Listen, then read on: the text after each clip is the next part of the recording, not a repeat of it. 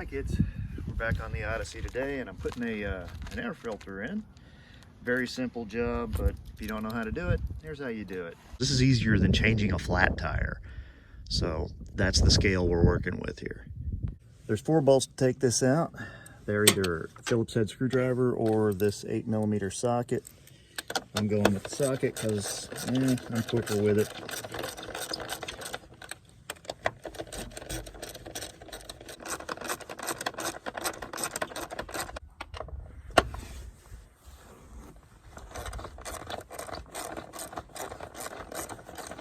Here's our filter. Up is marked with up, right?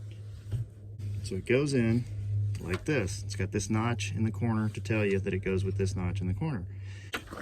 Pull that up, pull this out, put this in, and we're almost done.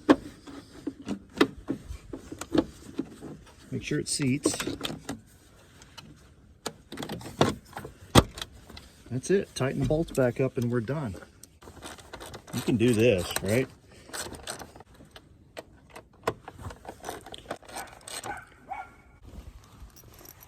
That's it, kids. 10 minutes, 1 tool, 1 filter. That's all you need.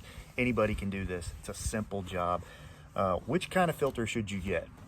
Well, I'm not going to tell you what you should get. I'm going to tell you what I do. There's a lot of passionate debate out there about whether or not you can go with a cheap filter or an expensive filter or an OEM filter.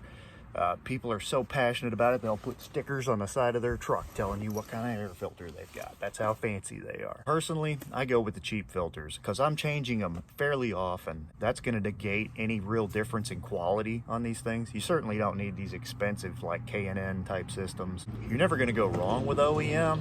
And if that makes you feel better, go for it. But I just don't think this is something where you need to go OEM. It's an air filter. You shouldn't be running at 100,000 miles. So this one was quick and easy. The last one was really complicated.